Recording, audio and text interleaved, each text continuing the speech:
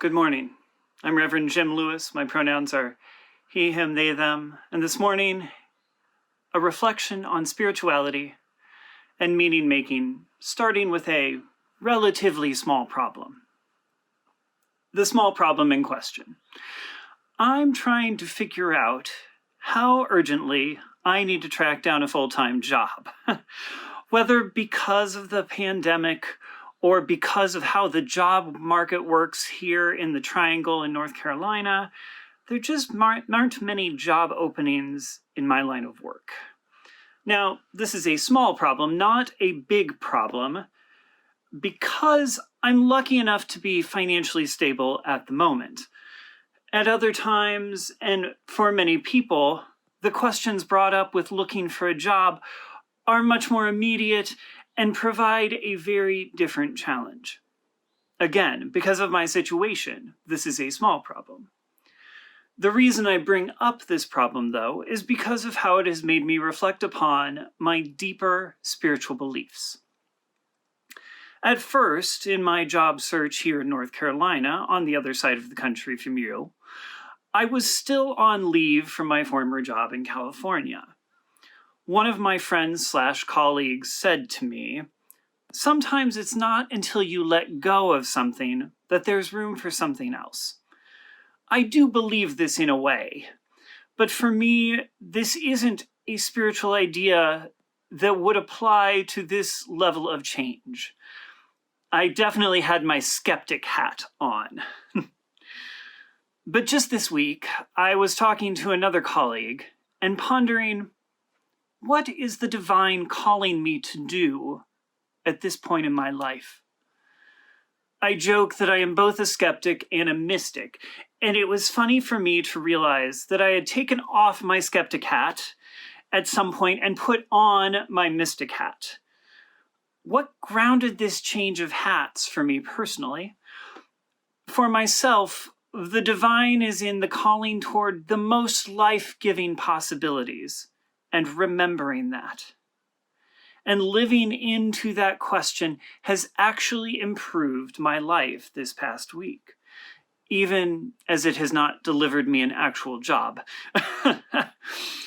I have taken space to reflect on how I connect job to my personal value and how disconnecting that might make for a more vibrant and well-lived life. In taking that space, I'm working to let go of fear that has resided within me for such a long time. None of that is to say, though, that there's any particular theological belief you should or should not have. Also, this is not to say you should not be skeptical. While I value my spiritual side, I do spend a lot of time on my skeptical side. And I do believe that spending some time wearing our spiritual hat is something that a lot of us as UUs, especially those of us like myself who are UU converts, I started Presbyterian, I grew up Presbyterian, so those of us who are UU converts could spend some time on, considering what is the deeper meaning we find in our life. What are our beliefs? Our theological beliefs. On the theological side, to many of us, may be more accustomed to defining ourselves by what we don't believe rather than what we do believe.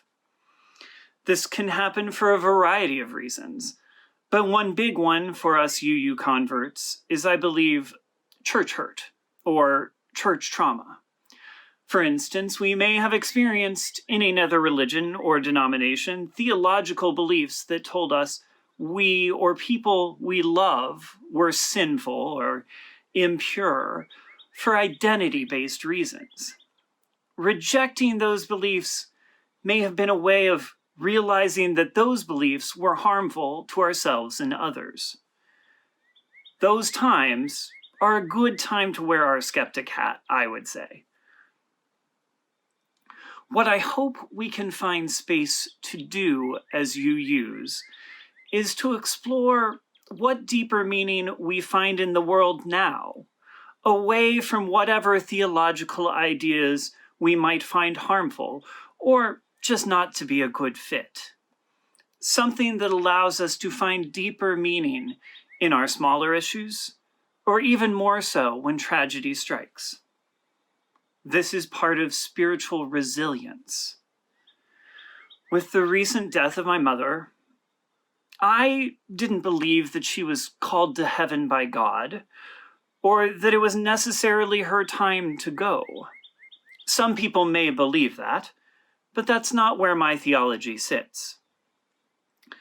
But for me, I looked back on that call from a nurse to fly across the country in a pandemic to see my mother and to be with her, and knew I just needed to do that. I looked back on being able to give my mother in-person comfort and support in the last weeks of her life. I remember her being able to let go and let me help her. That's all part of my belief that the divine is calling us toward the best possible world, is calling me towards the best possible world. I heard those calls in those moments and tried to do what I could to make her death the best death it could be. And there is some peace in that for me.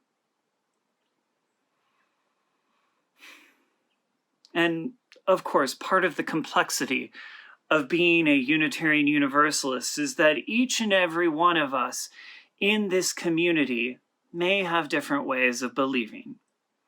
I imagine at times there is overlap, some great, some not so different.